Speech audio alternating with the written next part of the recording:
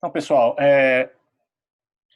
a ideia do seminário aqui é discutir um pouquinho, na verdade, é essencialmente uma brincadeira que se transformou numa coisa relativamente surpreendente para mim, pelo menos, e eu até gostaria do feedback aí do pessoal que é especialista em transições de fase fora do equilíbrio, porque tem alguns aspectos da transição que a gente vai ver nesse modelo que não estão muito claros para mim.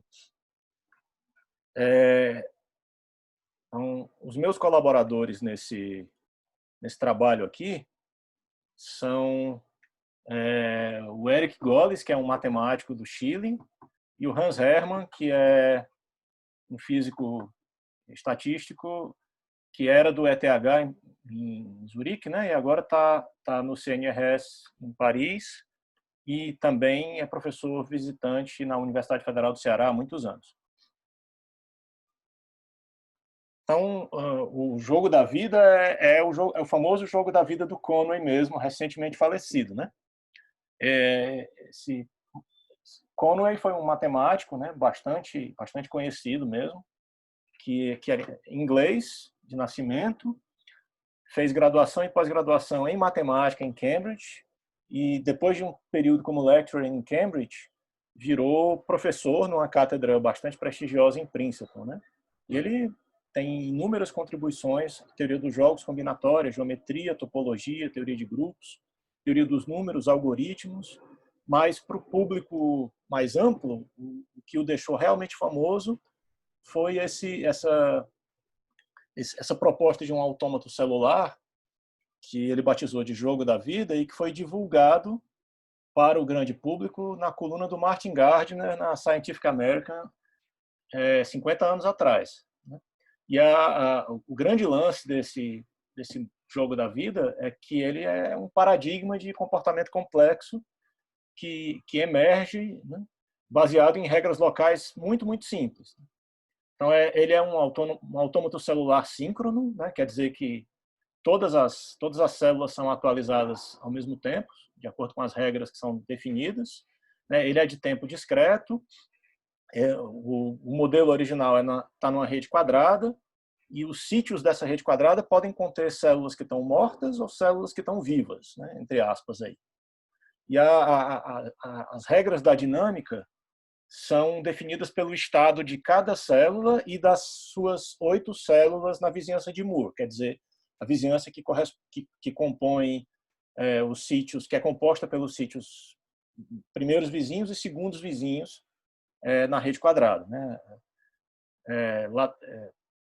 Para a direita, para a esquerda, para cima, para baixo e nas diagonais, né? Então, a cada passo de tempo, as regras dizem que uma célula que é viva permanece viva se ela tiver 2 ou 3 vizinhas vivas, e uma célula morta se torna viva se 3 das suas vizinhas são vivas. Pronto, essas são as regras. E você deixa evoluir isso aí a partir de qualquer configuração inicial que você queira. E a depender da configuração inicial, você tem padrões bastante curiosos que aparecem, né? Você tem só para antes de eu falar dos padrões, deixa eu só fazer uma ilustração gráfica aqui das regras que eu acho que de fato fica mais fácil de entender, né? Por exemplo, as células em amarelo aqui são as células vivas e as células e o que não tiver de amarelo é uma célula morta. Então, por exemplo, a gente tem num determinado momento essa configuração local aqui em que você tem essas 3 células vivas. Essa célula do meio, célula viva do meio aqui, ela tem 2 vizinhos vivos. Então, ela continua viva. Ela está feliz porque ela vai continuar viva na próxima etapa. Essas 2 células vivas nas extremidades aqui só tem uma vizinha viva cada uma, que é justamente a célula do meio. Então, na etapa seguinte, elas vão morrer. E, por fim, essas 2 células mortas aqui que ficam ao lado da célula viva, elas têm exatamente 3 vizinhas vivas, que são justamente essas 3 aqui, lembrando de novo que diagonal também é vizinhança nesse caso. Então, como essas células aqui tem 3 vizinhas vivas, na etapa seguinte elas vão nascer. E é por isso que está representado com o bebezinho aqui. Tá bom? Então, quando você põe esse conjunto de regras para evoluir aqui, o que vai acontecer é o aparecimento de padrões bastante curiosos, né? Você tem... isso aqui é minha dica para eu chamar aqui uma outra janela. Isso, está aqui. Ó. Espero que vocês estejam conseguindo ver a animação aí. Tá, dá para ver ou não dá? Dá para ver. Dá para ver. Então aqui, ó, você tem um tipo de padrão, são as naturezas mortas, né? Que são esses padrões que permanecem. Nesse caso aqui, as células vivas são as pretas, tá? Esse padrão local aqui é estável, né? Ele não vai evoluir. Então as células nem vão viver na vizinhança, nem vão viver, nem essas células que estão vivas aqui vão morrer. Então você tem vários tipos diferentes aqui. Eles recebem uns nomes meio espirituosos, né? Os padrões, o pessoal batizou com uns nomes meio curiosos aí, né? Esse aqui é o bloco, esse aqui é o favo de mel, né? Aqui é bisnaga, né? E por aí vai. Aí você tem essas naturezas mortas que permanecem estáticas. Você tem esses osciladores aqui, né? Se alternam entre 2 ou mais configurações, mas que não se movem, elas são oscilantes, mas elas não se deslocam ao longo da rede. E enquanto você tem, finalmente, as espaçonaves, que são esses padrões que se mantêm relativamente estáveis, num conjunto pequeno de alternativas, mas se deslocam ao longo da rede. E você tem padrões desse tipo aqui com os tamanhos mais diferentes que você pode imaginar. Infelizmente, a variante da qual eu vou falar não tem esses padrões dinâmicos bem definidos. Ela, no máximo, vai apresentar aqui essas naturezas mortas, mas quis apresentar isso aqui, embora muita gente conheça, mas só como uma curiosidade, né, aproveitando aí que o Conway voltou às manchetes, infelizmente por ter sucumbido à Covid-19, né, no último mês de abril. Então tá. Então, mais algumas curiosidades. O pessoal de ciência da computação e matemática provou que os padrões que emergem do jogo da vida podem ser utilizados para construir uma máquina de Turing universal. O que é que isso quer dizer? Quer dizer que você consegue emular qualquer circuito lógico usando uma máquina, usando o jogo da vida, e, portanto, você consegue construir qualquer algoritmo, consegue simular qualquer algoritmo usando o jogo da vida. Houve também especulações, já no contexto da física estatística, de que a versão original do jogo da vida representaria um exemplo de criticalidade auto-organizada, né? Quem fez essa proposta originalmente foi o próprio Feuerbach, junto com alguns colaboradores, num artigo da Nature em 89. Mas depois isso se mostrou, através de diversos trabalhos, que o jogo da vida não é um exemplo verdadeiro de criticalidade auto-organizada, mas que ele está apenas próximo da criticalidade.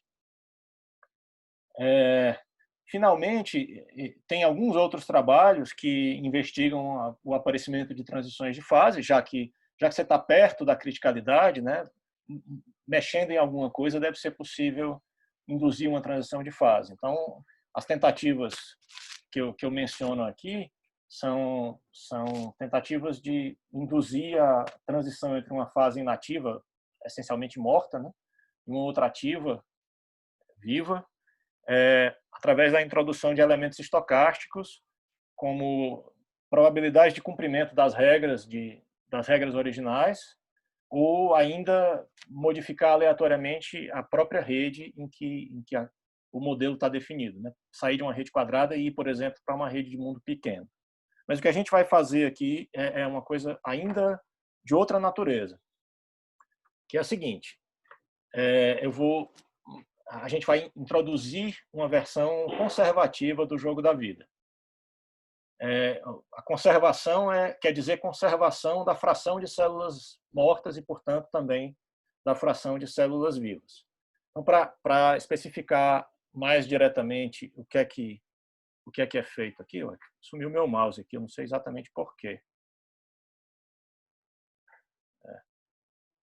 Isso é chato. Espera aí só um minuto.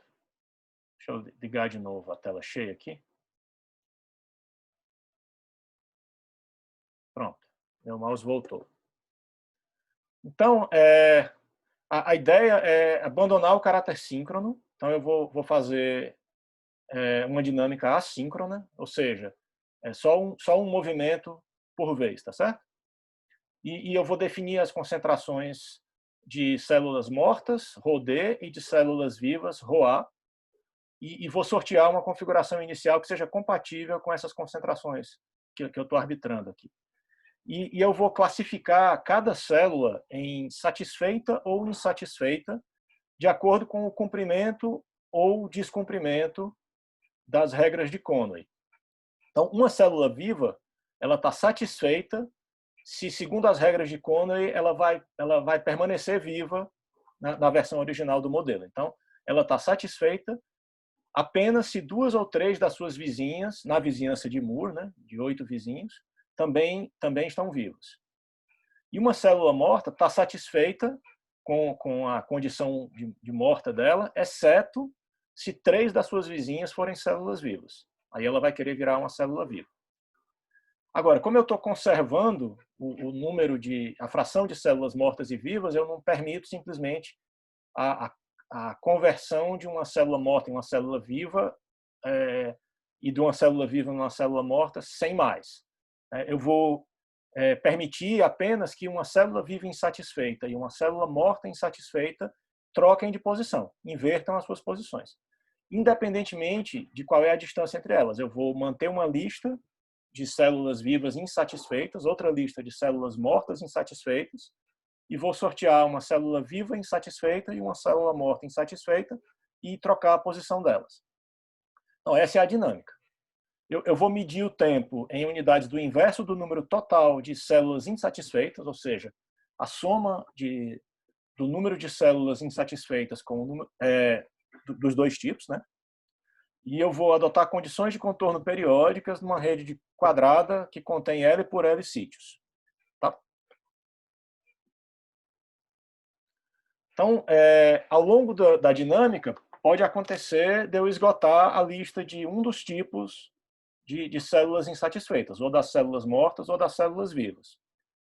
Nesse caso, a dinâmica para, né, por construção. Então, esses aí são os estados absorventes da dinâmica, né, a partir dos quais a dinâmica não pode mais evoluir. Por conta de como eu construo, as regras são locais, mas os movimentos não são locais, eu perco os padrões dinâmicos do jogo da vida, mas eu posso preservar, especialmente na situação em que a dinâmica se congela, eu posso observar alguns daqueles padrões dinâmicos, dos padrões estáticos do jogo da vida original. Mas isso é só uma curiosidade. Agora, dados o tamanho L, né, do sistema, da rede, né, a rede é L por L, e a concentração ρD de células mortas, o que eu vou olhar, estou principalmente interessado no tempo médio até o congelamento, né, e nas frações assintóticas de células mortas e de células vivas insatisfeitas. Porque essas células insatisfeitas são no fim das contas, os elementos ativos da dinâmica, né? Então, como a gente vai ver, né, nos resultados que eu vou mostrar em seguida, se a fração de células mortas é suficientemente pequena, a concentração de células mortas é suficientemente pequena, o congelamento é sempre atingido, ou seja, eu estou numa fase absorvente. Por outro lado, quando essa fração de células mortas é suficientemente grande, existe uma probabilidade não nula de que a dinâmica sobrevive indefinidamente. e portanto, a gente está no que seria uma fase ativa, né? Então, eu vou dar exemplos aqui de como são configurações congeladas para diversas escolhas da concentração de células mortas, mas vou fixar sempre o tamanho da rede em L igual a 32 para poder permitir uma certa visualização. Eu espero que não tenha ficado muito pequeno aí, dada a resolução da tela. Tá dando para ver que eu tenho bolinhas amarelas, que representam células vivas insatisfeitas, uma bolinha vermelha aqui no canto, que representa uma célula viva satisfeita, e bolinhas azuis, que representam células mortas satisfeitas. Tá dando para ver na resolução da tela aí? Aqui dá para ver. Tá bom. Então, isso aqui é o que acontece quando eu tenho uma concentração muito pequena, 10% de células mortas. Tá?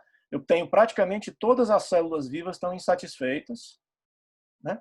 E eu não tenho nenhuma célula morta insatisfeita. A dinâmica para porque eu não tenho nenhuma célula morta insatisfeita. Tá? André, Oi. ao invés de célula morta, célula viva, você poderia utilizar o jargão atual e colocar infectado e não infectado, não é? É verdade, é verdade, é verdade. O azul seria o O azul seria o suscetível. não infectado, o suscetível, né? Exato. Posso E o fazer isso, mas amarelo é porque infectado. eu tava só querendo Não, se respeitar. você fizer agora, vai dar. Bom, você que sabe. Não, é porque a nomenclatura do Conway, né? Entendi. A nomenclatura do Conway é essa, de células mortas e células vivas. É por isso que, quer dizer, o jogo se chama Jogo da Vida aí, mas você tem toda a razão. Para vender para vender demagogicamente o trabalho, seria mais interessante mudar a nomenclatura aí para suscetível, infectado. Tem que pensar em alguma coisa aí para os outros dois tipos aí. Mas para não confundir minha cabeça agora, eu vou manter essa nomenclatura aqui durante esse seminário. Mas você tem, melhor. senão eu vou me confundir aqui na hora de tentar fazer a discussão aqui, mas você tem toda a razão. Bom, isso aí é o que acontece quando a gente tem uma fração muito pequena de células mortas, né?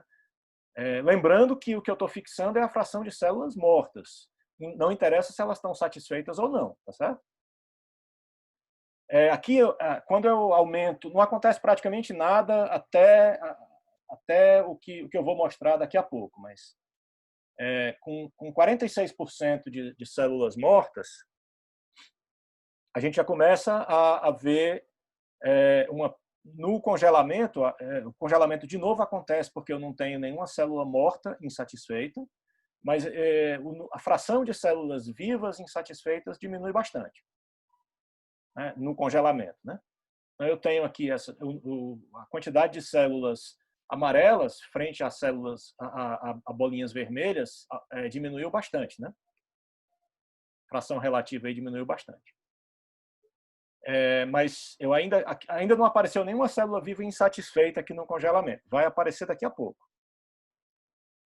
Quando eu aumentar aqui para 54%, eu ainda, nessa configuração específica aqui, não aparece nenhuma célula viva insatisfeita no congelamento.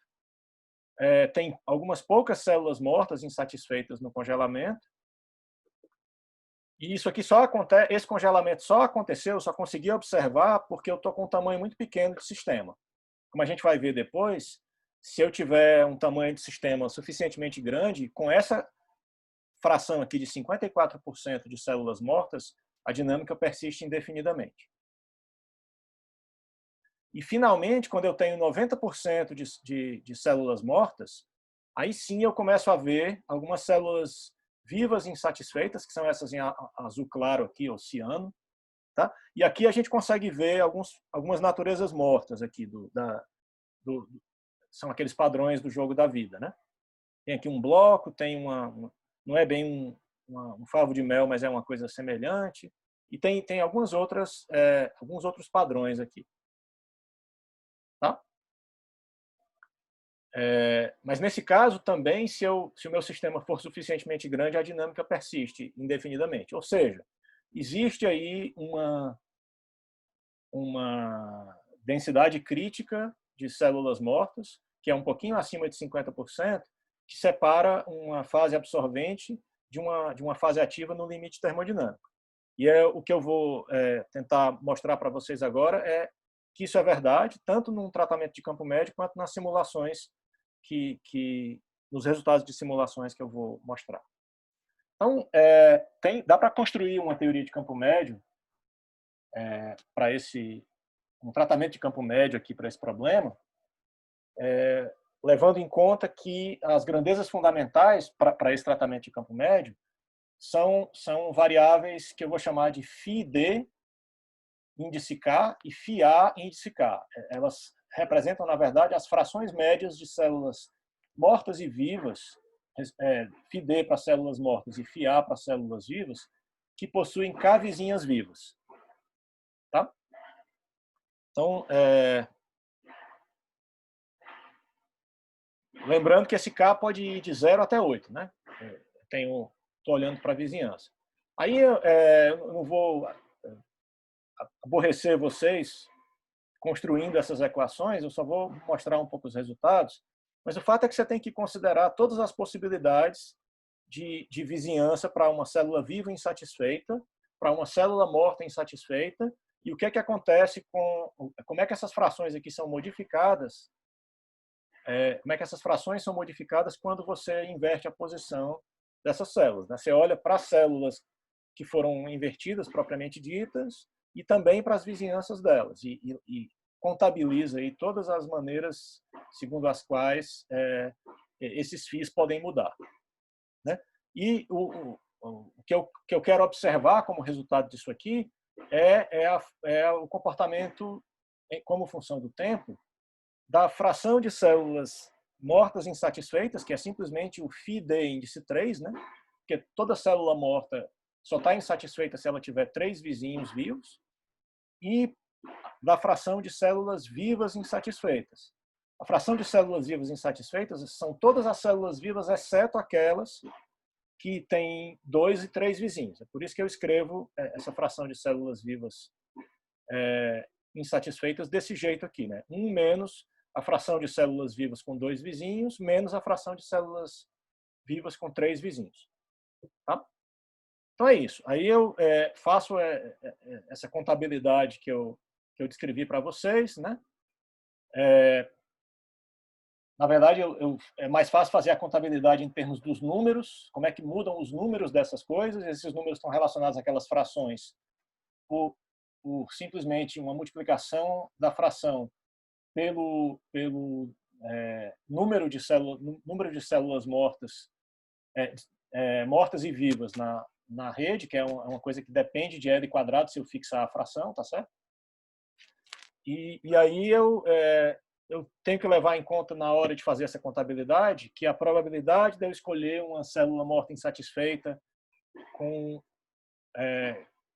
é sempre só tem um tipo de célula morta insatisfeita, então eu só tenho que me preocupar com qual é a probabilidade de escolher uma célula viva insatisfeita com L vizinhas vivas, isso eu posso escrever desse jeito, vale para todo L diferente de 2 e 3, porque para L igual a 2 e L igual a 3, as células vivas estão satisfeitas. E aí eu, pacientemente, vou lá, escrevo um algoritmo computacional para fazer essa contabilidade toda aqui e escrevo equações de variação média para esses números de células vivas e mortas, né? Do tipo, esse S aqui é DOA, né? Dependendo se é morto ou vivo.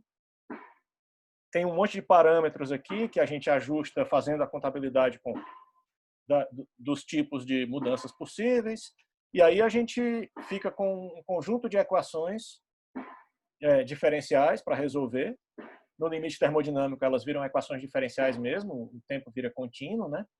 Levando em conta que eu estou medindo o tempo em unidades do número de células insatisfeitas. E aí eu resolvo essas equações diferenciais aqui partindo de uma condição inicial aleatória. E aí vou olhar a evolução dessas grandezas aí, e especialmente da fração de células mortas e vivas insatisfeitas, porque se uma dessas frações aí chegar a zero, eu tenho que interromper a dinâmica. Então, o resultado disso são esses gráficos que estão mostrados aqui. Ó. Eu tenho a fração de células mortas insatisfeitas como função do tempo no gráfico principal. No gráfico menor, eu tenho a fração de células vivas insatisfeitas como função do tempo, e as diferentes cores aqui representam diferentes frações de células mortas.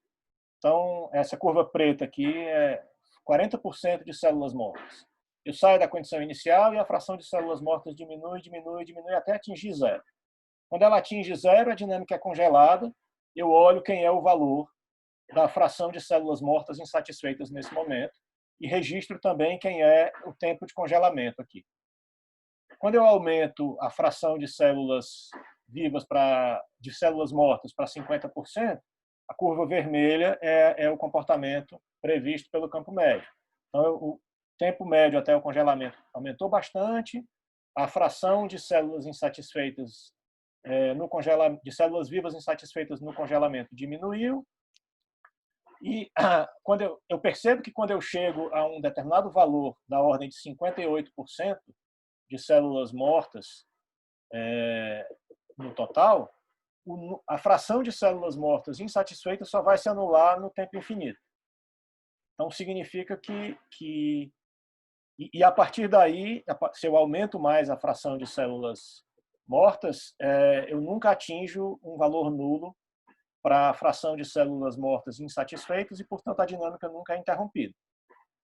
Então, o que é que a gente está vendo aqui? O campo médio está prevendo, esse tratamento de campo médio aqui, está prevendo que o tempo de congelamento vai divergir quando eu atinjo essa densidade de células mortas aqui, essa concentração de células mortas aqui.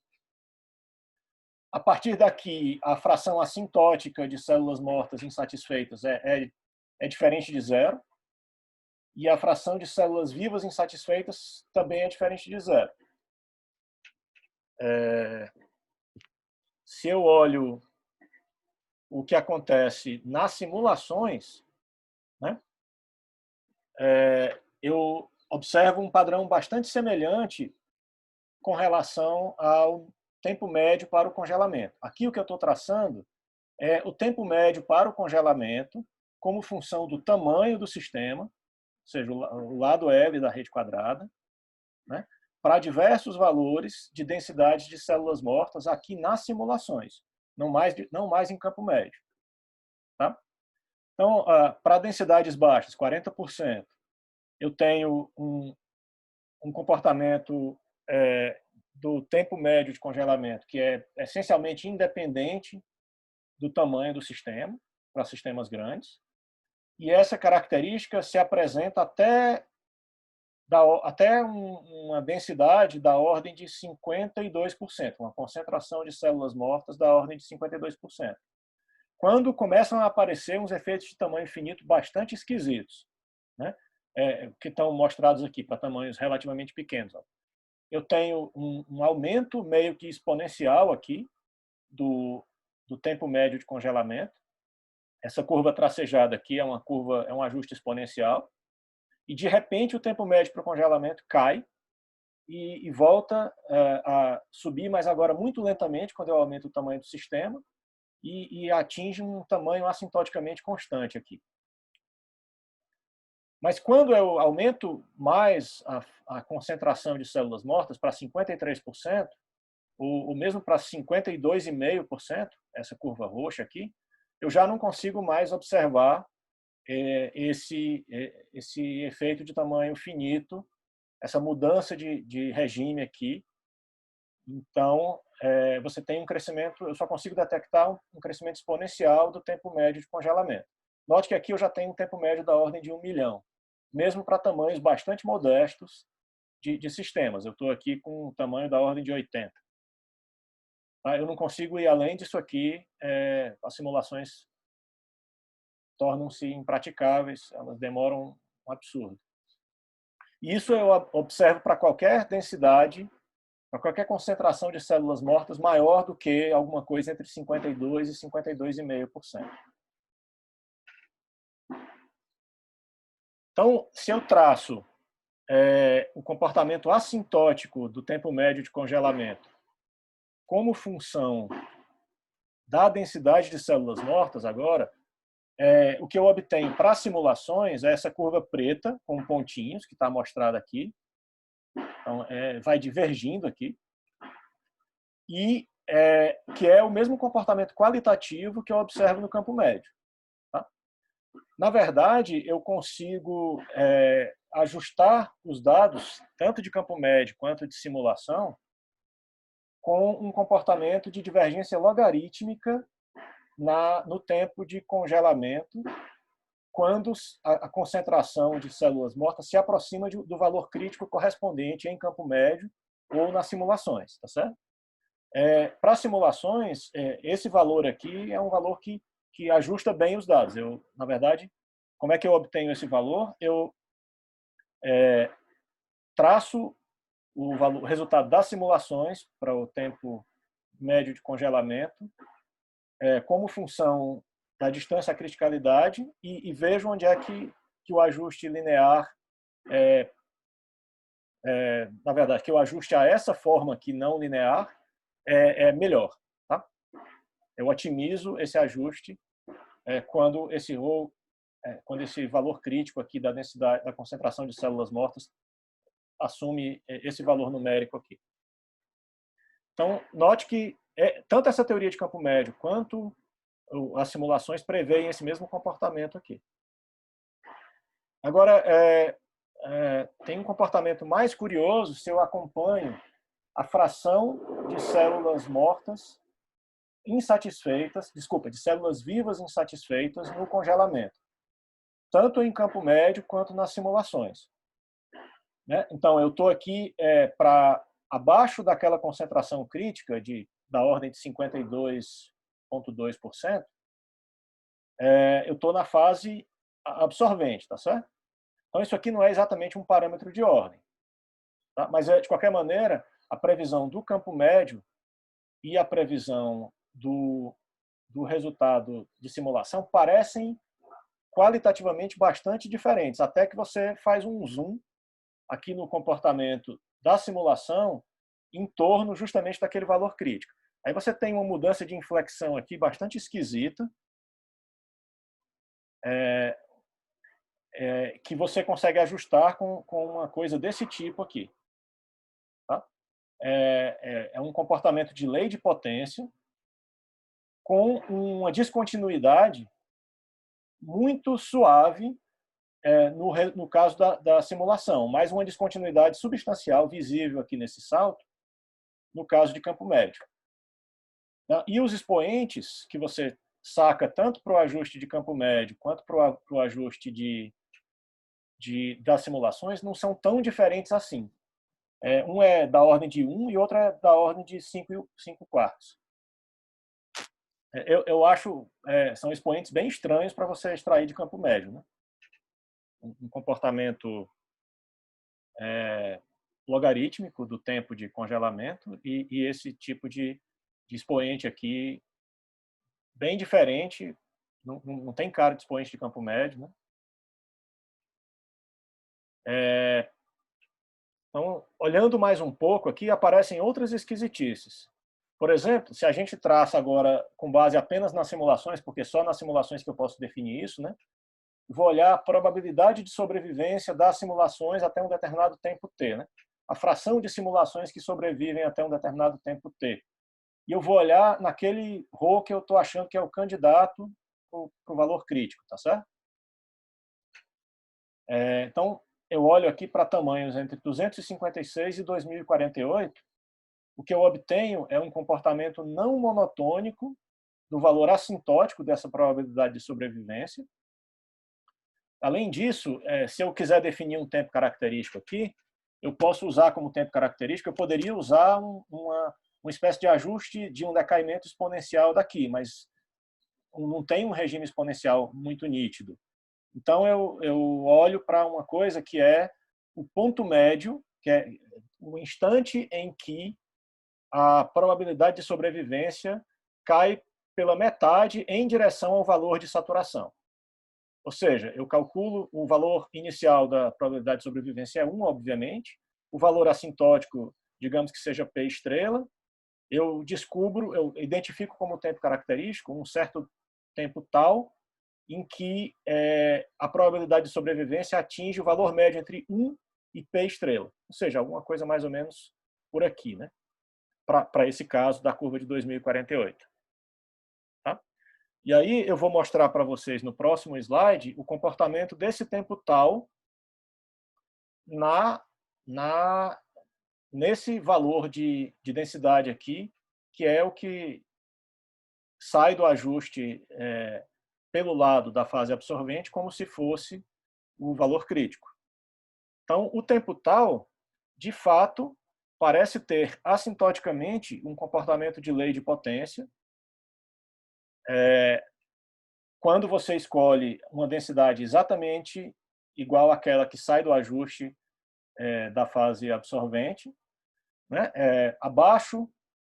Para densidades abaixo, você tem um tempo tal que não tem lei de potência, ele tende aqui parece tender para um valor constante aqui, enquanto que acima, para densidades acima, esse tempo tal vai crescer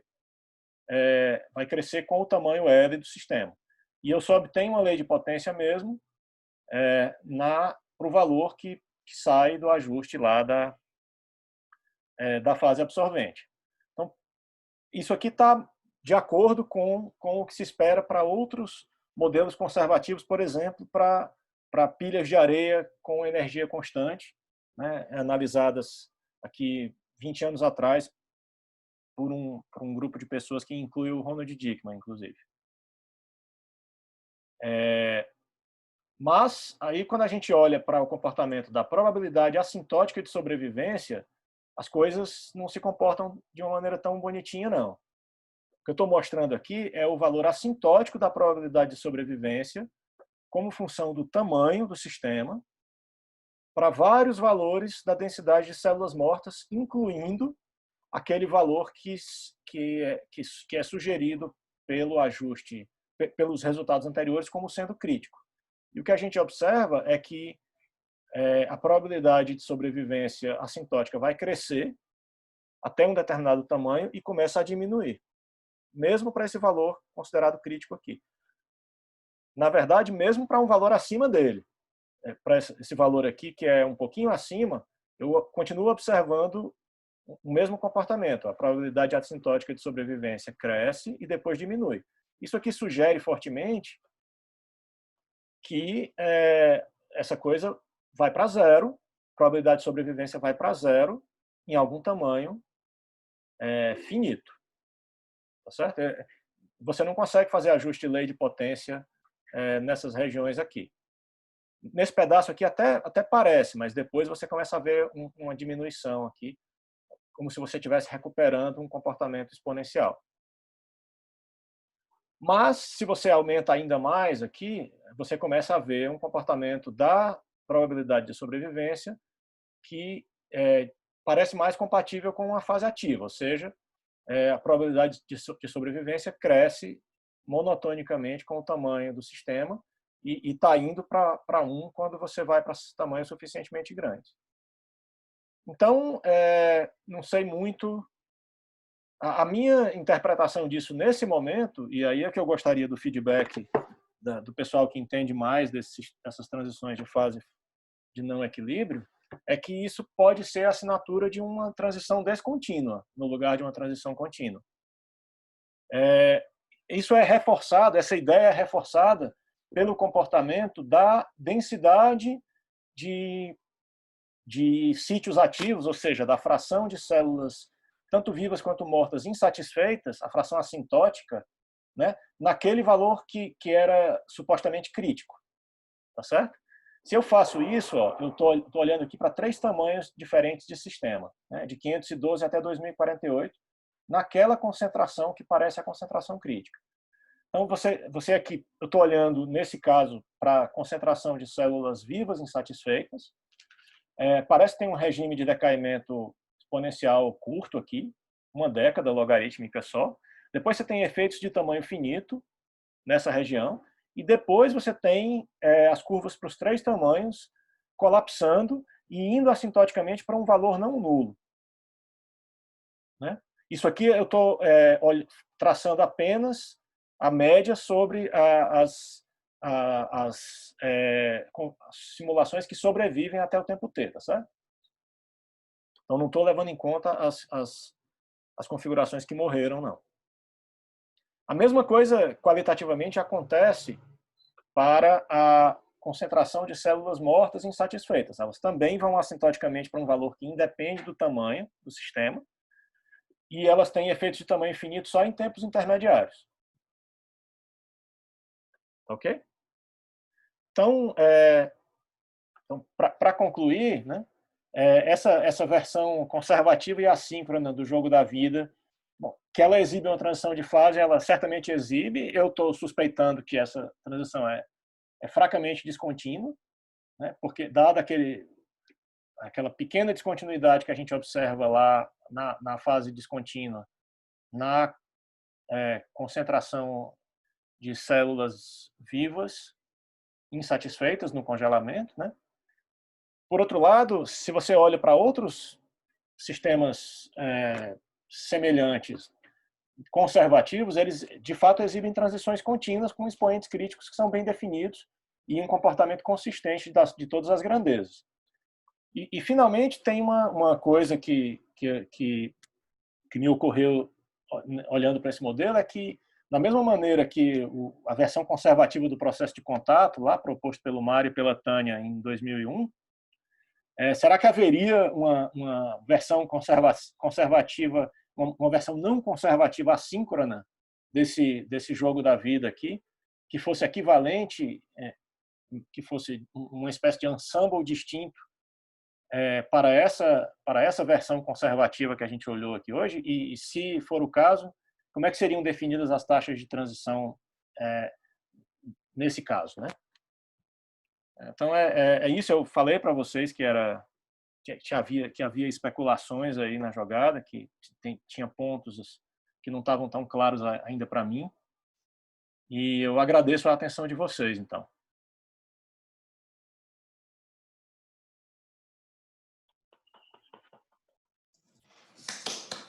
Peraí. Bater palmas aqui, André. Não, fica complicada essa situação aí. Claque aqui, vou mandar aqui no chat. Então, bom, primeiramente vamos agradecer aí, né, ao André por ter dado o seminário. Eu não sei quem que vai conduzir as perguntas, se o Pedro quiser, pode conduzir, como faz. E alguém tem perguntas? Carlos, posso falar? Claro. O André, Oi, Mário. Então, eu fiz um trabalho com o meu estudante, como é que é o nome dele? Deixa eu ver aqui. O Evandro. E o Carlos também fez um trabalho parecido, que é o seguinte: se você tiver um modelo de contato, e ao invés de você criar uma partícula tendo apenas um sítio ocupado, você precisa de 2 ou 3. Certo. Isso Nesse aí dá caso, transições a transição descontínuas, passa né? a ser de primeira ordem. Oi? A transição é descontínua, né? É isso, exatamente. E você tem comportamento semelhante a esse que você observa aqui? Umas coisas estranhas?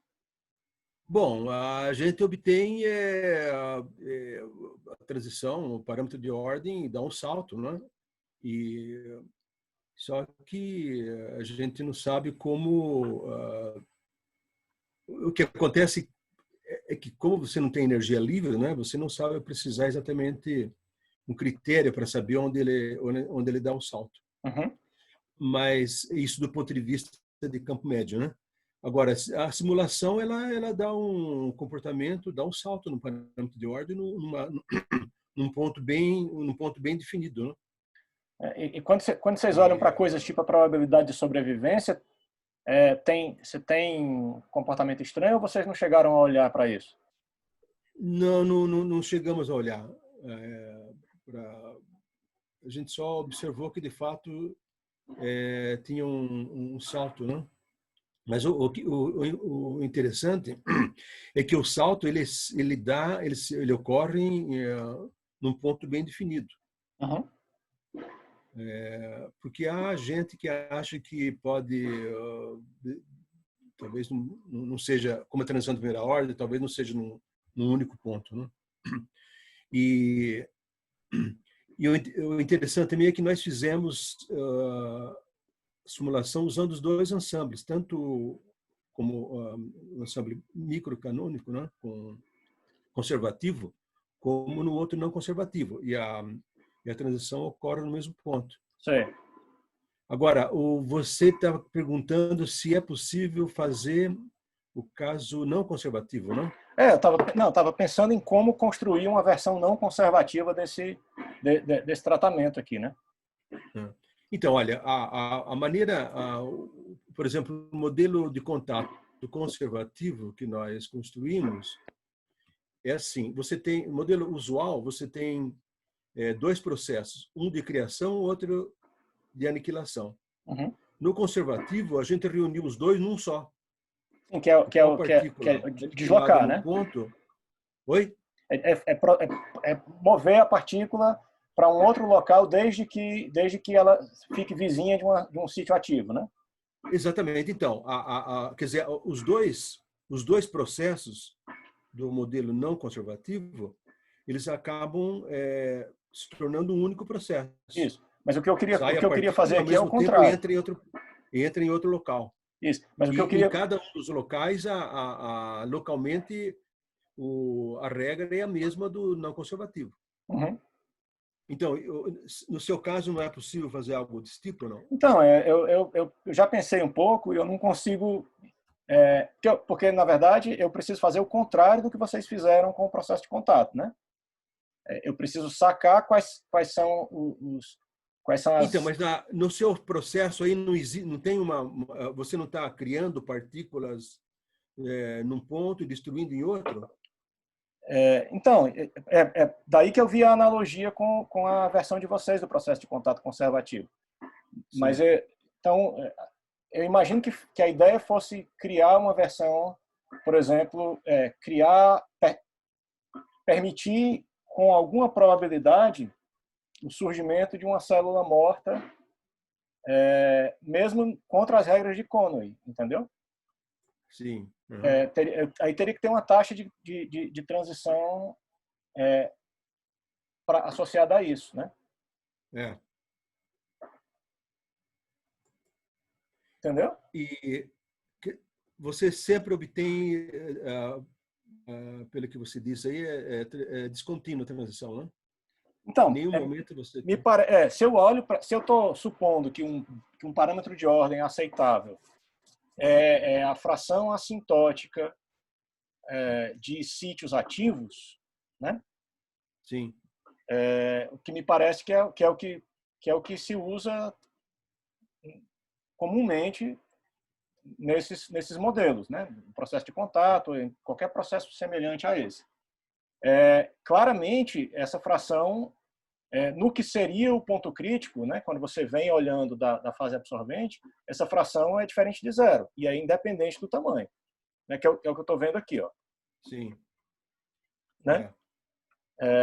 Então, isso me parece uma transição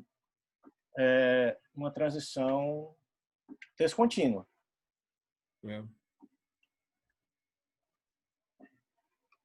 Mas você mencionou, Mário, que havia algumas pessoas que diziam que, nesse caso de sistemas fora do equilíbrio, uma transição de primeira ordem pode acontecer num intervalo. Sim, tem gente que... Você lembraria de cabeça nomes de pessoas que aí eu posso procurar? Olha, um deles é a pessoa com quem o Fiore trabalhou na Espanha. Qual é o nome dele, o Fiore? Marro? O Miguel Munhoz. Miguel Munhoz. Miguel Munhoz, é. Mas eu tenho umas referências, tem um paper meu, André, que cita isso. Ah, é? Ah, então se você puder me passar, eu agradeço muito. Eu vou te passar. Eu te passo depois. O que eu ia falar, André, posso falar, Mário? Pode, terminei. O que eu ia falar é que quando eu vi alguns gráficos seus, eu suspeitei que fosse uma transição descontínua.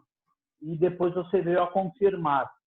Assim, uma coisa que eu analisei é nesses sistemas bidimensionais, mesmo no ensemble não conservativo, eu nunca vi nenhum trabalho muito convincente que falava sobre o comportamento da probabilidade de sobrevivência, né, numa transição descontínua. Eu, sinceramente, eu nunca vi. Então, talvez isso você até pudesse, né, o seu trabalho trouxesse algum frescor nisso. Eu também ia falar que duas quantidades no ensemble conservativo que eu costumava analisar, que davam uma evidência de uma transição contínua, era a seguinte: se você analisar o tamanho do cluster, né, você deve ter um cluster majoritário aí de partículas, né, no seu sistema. Quando a transição é contínua, pelo menos no modelo de contato, ele tem um aspecto fractal. E essa dimensão fractal, ela se relaciona com os próprios expoentes de decaimento, né? Probabilidade de sobrevivência, número de partículas e outros. Por outro lado, quando a transição é descontínua, ela cresce com o tamanho do sistema. Então, se você analisasse essa distribuição das partículas, né, no seu sistema, e ela escalasse uma rede quadrada, né? Se ela escalasse com L2... Mas o que você está chamando? O que da distribuição exatamente? Não, você pode medir aí o tamanho de um aglomerado do seu sistema, por exemplo. E aí você está dizendo para eu medir a distribuição... Isso, porque você fixa aí um número de partículas, não fixa? Eu fixo o número de partículas. Isso. O que eu vi, né, pelo menos nos meus trabalhos, é que quando a transição era descontínua, esse tamanho de um cluster, né, você pode medir de diferentes formas. Eu media, por exemplo, a distância entre as partículas extremas, mas você pode pegar um cluster, um aglomerado, né, e medir o tamanho dele, algum tipo de tamanho, um raio, vamos por assim dizer. Ele deveria escalar com esse número de partículas. Quando a transição é descontínua, ela escala, ele é proporcional como se fosse um volume, né? Uma densidade bem definida desse cluster. Entendi. Ao passo que quando é fractal, essa densidade ela tende a zero, né? À medida que você aumenta o número de partículas. Entendi. Você está entendendo o que eu estou dizendo? Não, você está sugerindo que eu arranje algum jeito de medir o tamanho médio de partículas. Isso. Né? Por exemplo, para um dado N, você mede esse R, né? Esse R seria esse tamanho, né? Certo. Se a transição for descontínua, isso vai ter vai escalar R é proporcional a N2, né? De tal forma que você teria uma densidade desse cluster, ela tende para um valor bem definido quando você tem um limite termodinâmico, né? É diferente de uma transição descontínua de segunda ordem, e como esses clusters, pelo menos para o processo de contato, eles são fractais, quando você calcula essa densidade, ela vai a zero quando o N vai para infinito. Certo, mas então, essencialmente é o que eu estou vendo aqui, né? Quer dizer, se é para olhar só... Tem uma outra evidência, né? Eu estou entendendo. Mas aí eu teria que olhar no ponto crítico, né? Que você está dizendo. Ou no ponto da transição. É que no nosso caso, pelo menos, aí eu precisaria, né, olhar novamente o seu modelo, é que no modelo de contato conservativo, você fixa o número de partículas e você obtém uma taxa correspondente, né? Então, para aquele número de partículas, você tem outras quantidades. Então, seria, eu diria nesse caso, sei lá, quando atinge o estado estacionário, vamos dizer assim. Né? Tá? Uma outra coisa é que você tem, por exemplo, você teria, né? Você poderia obter algum comportamento que lembrasse mais sinodal, né? O seu campo médio deve te dar isso, não dá? Então, meu campo médio, aí tem um outro problema, que eu não tenho,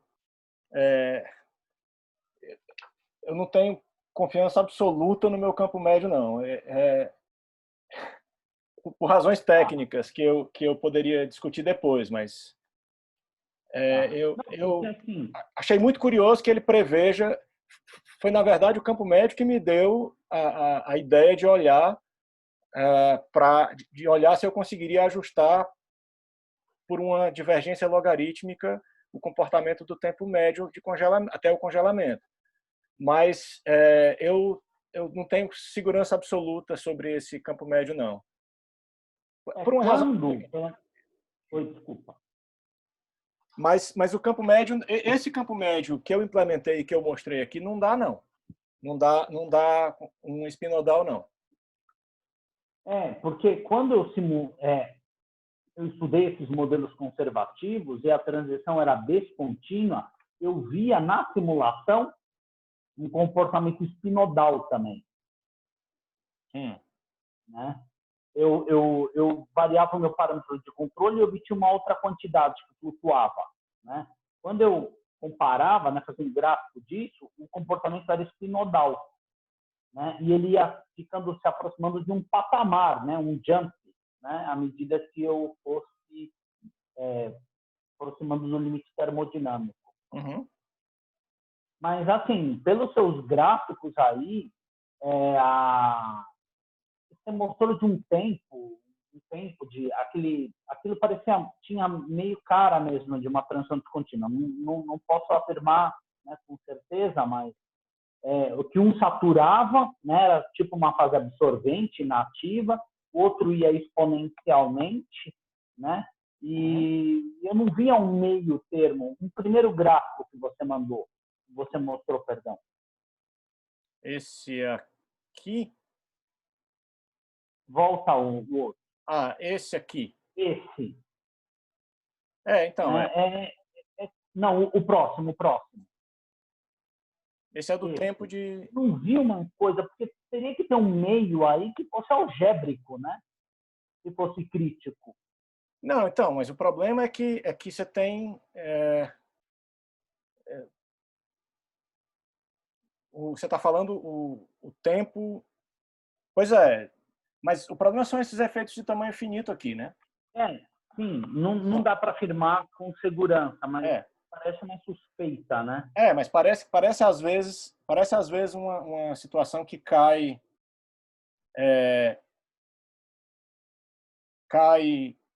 às vezes é como se isso aqui tivesse meio que na fase ativa para tamanhos pequenos e na fase inativa desculpa, e na fase absorvente para tamanhos grandes. É um comportamento estranho, né? Você não tem como, alguma forma, você fazer um histograma da distribuição de probabilidades de alguma quantidade? Do tempo de congelamento tem sim. Né? Porque, ou de alguma média, né? Uma densidade. Não, Aí, então, porque se ela for descontínua, você deveria ver dois picos, né? Não, mas o que eu fiz foi olhar para a média geométrica desse T, ao invés da média aritmética. Certo? Se você olha para a média geométrica, você joga fora os eventos muito raros, tá certo? Tá. Então, quando você faz a média geométrica, essas curvas se suavizam. Essa curva aqui se suaviza. Significa que essa incerteza toda aqui é culpa de algumas poucas simulações que duram muito tempo. Tá. Entendeu? Então, não é que a distribuição é absurdamente. Quer dizer, ela se torna larga por causa de alguns outliers, né? Ela tem um rabo. Tá. Então, eu chutaria esses testes aí, mas você fez boa parte deles, né? problema é que parece uma transição muito curta, né? Muito suave, né? Então, isso, é por isso que eu falei de uma transição fracamente descontínua, né? Não teria como você endurecer essa transição, tipo, implementar uma regra mais restritiva? Mas aí, não sei, aí é outro problema, vira outro modelo, eu não sei bem. Sim, é verdade, é que aí tiraria um pouco essa dubiedade, né?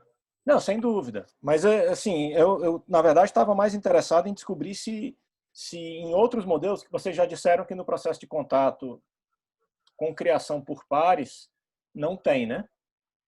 Não Na tem. rede quadrada tem. Não, Na rede unidimensional, não. Não, o que eu quis dizer é que não tem uma faixa de transição, o ponto de transição é muito bem definido. Eu acho que não,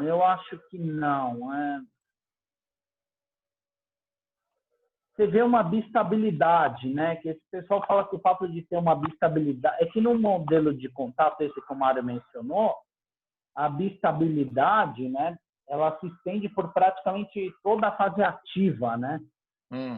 E aí tem gente que diz que isso significa que a transição ocorre numa região, né? Mas tem um valor onde você tem um salto, né? Um valor bem definido, e tem toda a região da fase ativa, ela apresenta bistabilidade, né? Certo. Mas, Carlos, depois se você puder me mandar essas referências que você falou que tem, que aí eu dou uma olhada e vejo se eu consigo interpretar alguma coisa, ou se eu... Eu te passo sim. Tá bom, obrigado. Alguém quer fazer mais perguntas aí? Deixa eu abaixar minha mão. Ninguém quer fazer mais perguntas? O André, Oi. você considerou você, pelo que entendi, o modelo é discreto no tempo, né? O modelo é discreto no tempo, sem dúvida. Não, eu acho que para Não, fazer quer dizer, campo médio... discreto não, né? Eu meço o tempo em unidades do inverso do número de sítios ativos. Certo? Que é o que eu acho que é o que se faz. Não, eu sei disso, mas quando você faz campo médio, você considera uma equação diferencial? Campo médio é ordenada no assim, ó. tempo? Deixa eu mostrar. O campo médio eu escrevo equações para esses delta n's aqui em cada Tá. mudança, e aí eu tenho um delta t, tá? E esse delta t está aqui, isso aqui é justamente o inverso do número. Isso aqui significa que delta t é o inverso do número de células ativas, né? De células mortas e mais vivas insatisfeitas. Então, quando eu divido esse cara por delta t, aí eu caio nessas equações diferenciais aqui. Sim, não, tá certo.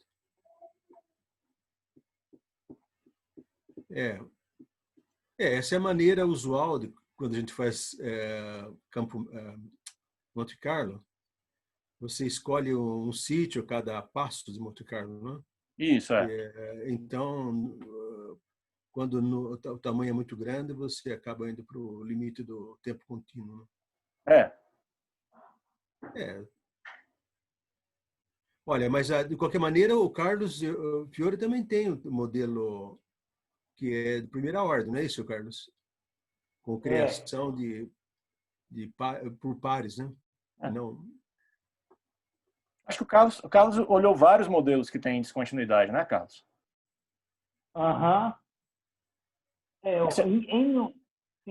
Você nunca olhou para coisas tipo probabilidade de sobrevivência? Então, eu lembro que no caso de eu olhei em uma dimensão, é mais fácil de estudar porque tem algumas conjecturas tal e que os modelos a probabilidade de sobrevivência é bem comportada. Em duas dimensões, eu nunca vi um trabalho que realmente falasse, olha, numa transição descontínua, a probabilidade de sobrevivência se comporta assim. Eu nunca achei. Eu mesmo tentei analisar várias vezes e eu não tive muito sucesso, porque como no modelo de contato, na transição de primeira ordem, né, ela depende da vizinhança, você precisa ter uma certa vizinhança para a dinâmica atuar, Então, na prática, eu percebi que era difícil você implementar isso. Então, o que eu fazia, eu sempre começava de uma rede cheia e analisava o comportamento temporal, né? E aí eu percebia que na criticalidade, na coexistência, você não tem nenhum comportamento de escala na densidade.